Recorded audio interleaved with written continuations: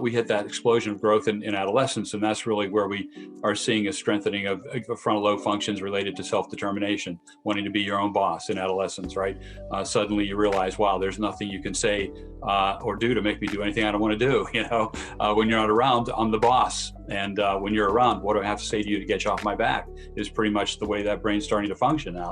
And so now you've got to deal with that fact that they're now self-determined. Of course, coming along with that should be some self-realization, awareness of your strengths and weaknesses, awareness that you can think about others and contemplate, how they function, and also they can do the same with you. So there's that awareness of self and others, and in what you can and can't do very well, and the capacity for self-reflection that should be developing in adolescence, to strengthen that there's a self-consciousness component there that becomes very important.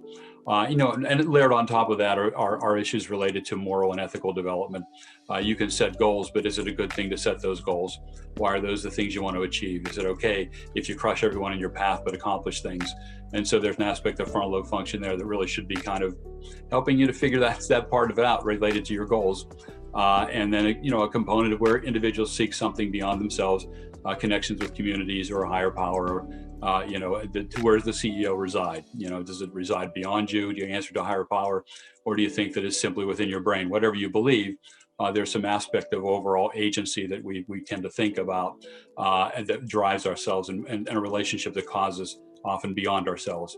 And you can see today that's a bit of a problem right now with internet situation. There's lots of websites that people can kind of get convinced that there's a reality out there that may not be there, and a cause that you can join that's really not going to be so good. So that connecting that with that component of morals and ethics, and letting that drive your self-determination, self-realization, and now you're going to be self-regulating, hopefully, the way you can to accomplish all those things. But integrating all those components within the frontal lobe is a real challenge. That there's some things you're going to have to do that you may not like to do, but there is a payoff to those, and you have to be able to think far enough down the road to see that potential payoff, and how those things may in fact enhance what your possibilities are in the future. So it's a process of change that may be slow for a lot of individuals and gradual.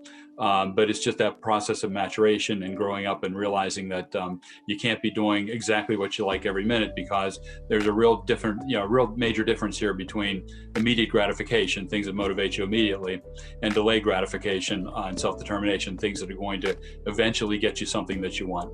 And shifting from that immediate gratification to delayed gratification is probably one of the more difficult challenges for individuals in adolescence as they get to adulthood.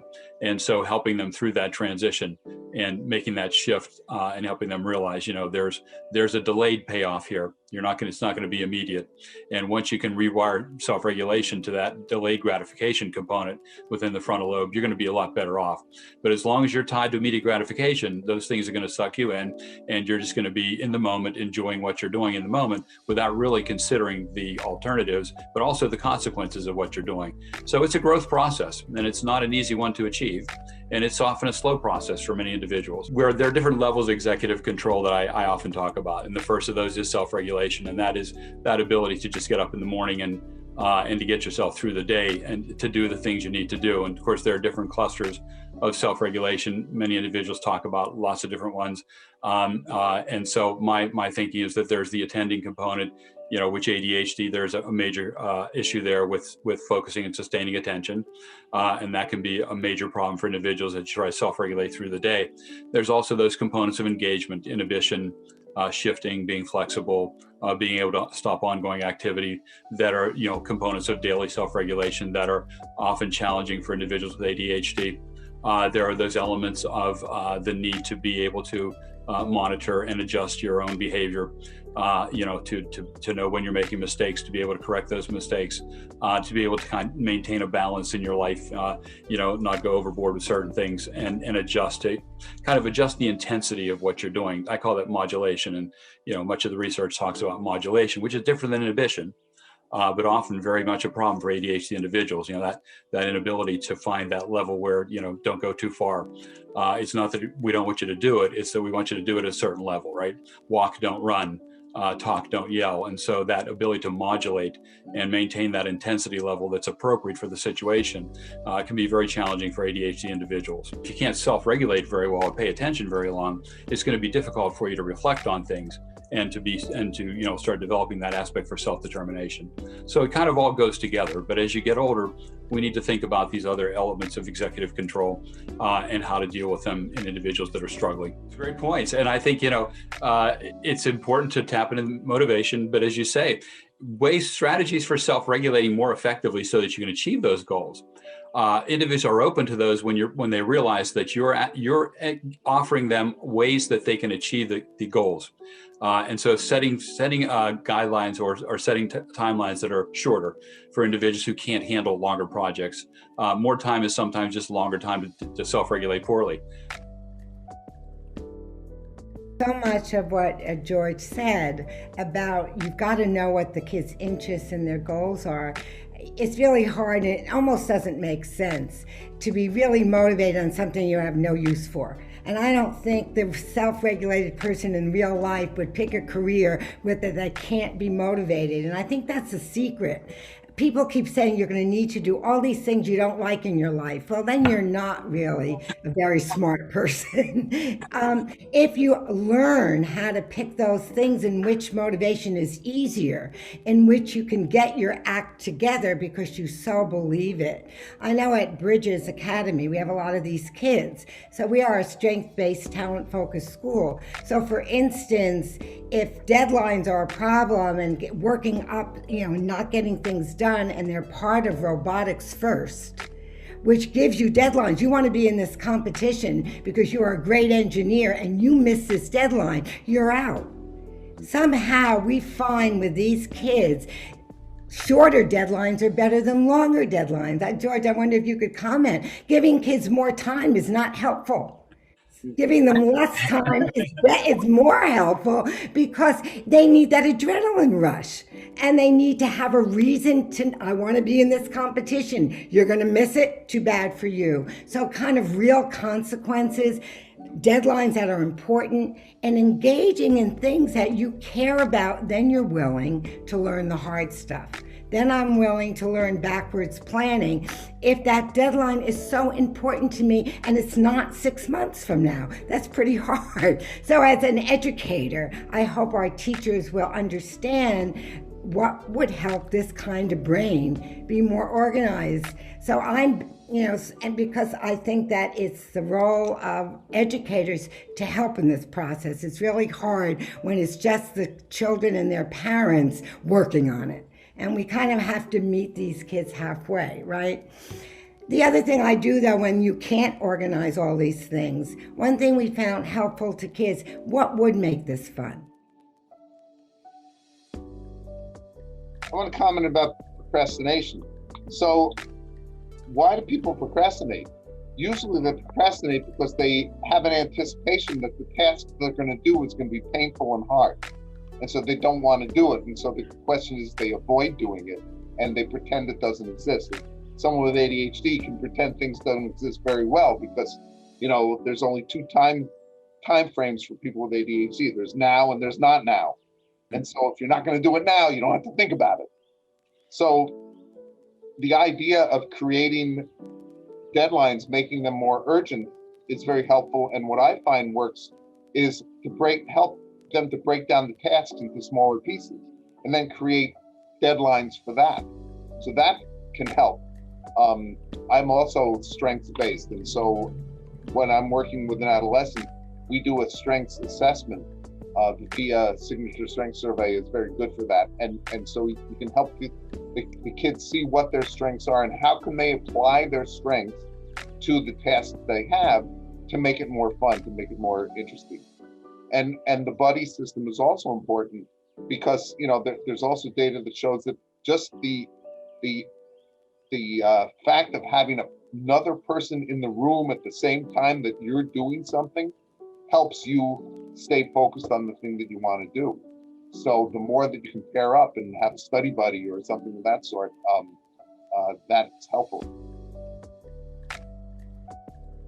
There is a correlation between exercise and moving around and being able to stay focused. So after a kid has expended all their energy all day long, the last thing they want to do is come home and immediately sit down and do homework. It's onerous, and also they don't have the energy for it. So much better to get out, run around, get some of that energy going, get the blood flowing again, and then get things going. If the kid is taking medications, there's also an issue of when are the medications on board and when are they not on board. And that makes a difference in terms of their ability to stay focused on the homework, as well as, do they have a buddy? Is it fun? Is it, there are all sorts of factors. So understanding ADHD and what works not just for ADHD, but for your individual child is useful. The things that people have talked about that help kids get engaged and give them motivation, it comes down to basically 5 things. Are they interested in what they're doing? Because the biggest sin is to be bored. Is it challenging or competitive? You'll see a lot of people find that competitive streak and make everything into a competition. Is it novel? Kids with ADHD love one new thing after another. Is it urgent? And that's what you were talking about earlier in terms of the adrenaline having to be flowing. It's that urgency that right now I have to stand and deliver. I can't procrastinate any further. And then a 5th one is somewhat vague, and that would be passion for something. What do they really care about? What gives their life meaning? What is it that they're eager to get up and do each morning? So for me, I have to keep things simple. It has to come down to, if I had a 6th finger, I guess I would come up with a 6th way of getting engaged and motivated. But it has to be fairly simple for me and for the kids I work with. I do think that it's erroneous to think that send the child to the rooms where there's no distractions, sit quietly until you get it done, and that might be turning off their brain. It might be that they need to be shooting baskets while they figure out what it is they want to say on that essay. And I think that we don't understand that you got to turn their brain on and give it energy so that it can focus, or running. A lot of our kids at Bridges, when they need to think, they say, I need a little mental break, and they go and they run up and down the stairs. And they come back to the classroom, and all of a sudden their ideas come out. Or we just talk about, can we go for a walk and talk? Let's go for a walk and I'll tell you what it is that I want to say in this paper. And we skip that part. It's what do you do pre-production? And what are those things that help back for you? And we know movement, talking it out. I love the idea of manipulating those ideas because it's physical. And we think getting to the homework is sitting down, being quiet, focusing, get that hand going, or writing. And it's really about, what do you do to charge the engine before that production happens? Under what conditions can I do my best? Exactly. And I say to parents, find out when they're having a good day. We keep looking for what's wrong. And I always want to look at what's right. And I love what Bill was saying earlier about those 5, maybe 6 things if you had another figure. Those things are so important. Kids who are really bright and are supposed to focus in the classroom when the teacher's talking and they already know it.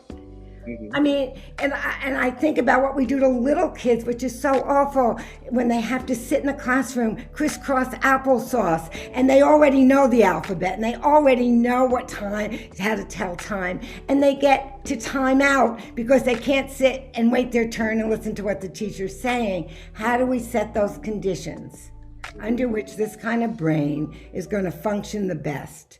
And parents, it'd be good for parents to pay attention. When did my child have a good day? When did he get that work done? What was I doing?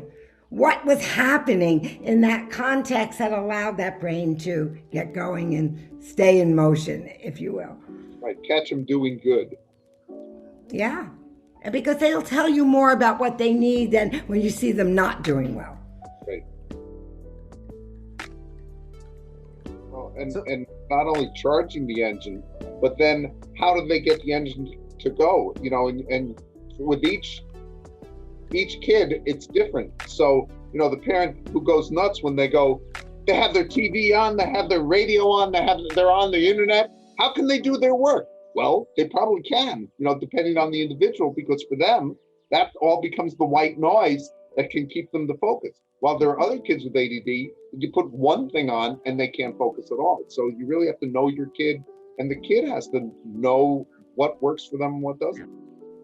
One of the things that's I cringe whenever I hear a parent say, all you have to do is just try harder. Yeah. Worst thing you can say.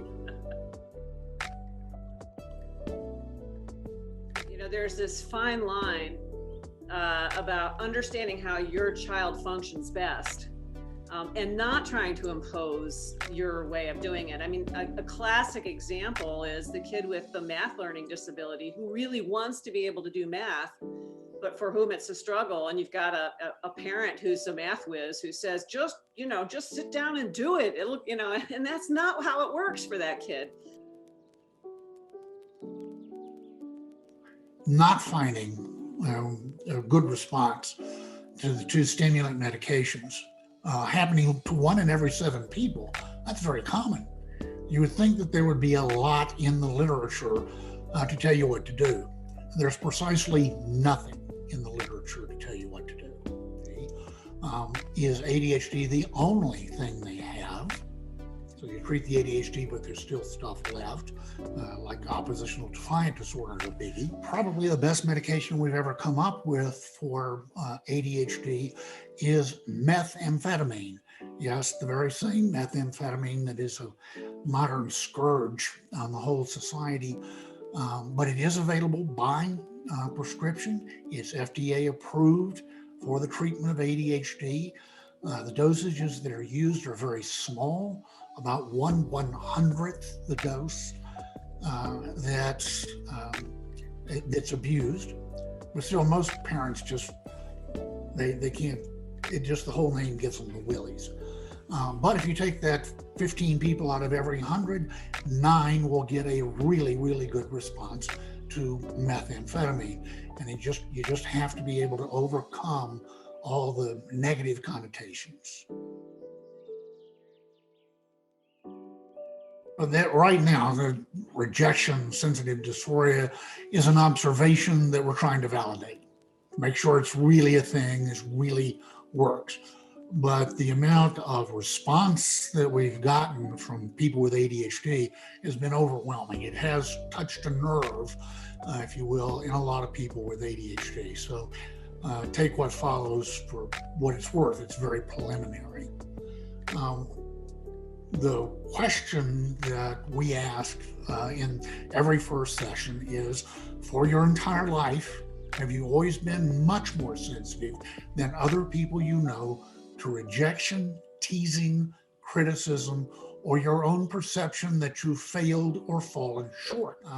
But it really seems to be particularly worse for people who have an ADHD style neurology. Nobody likes being rejected. Nobody likes being criticized. Nobody likes thinking of themselves as a failure. But for people who have ADHD, it is overwhelming.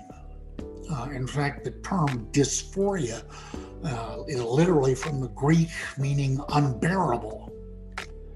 So that's really how it sets apart, is that suddenly, out of the blue, a person perceives that someone has withdrawn their love, approval, or respect. And the emotional response is catastrophic.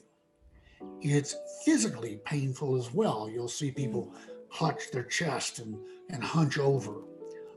But they won't have words to describe the pain, even though it's very intense. They can talk about its intensity. It's awful, it's terrible, but not the quality.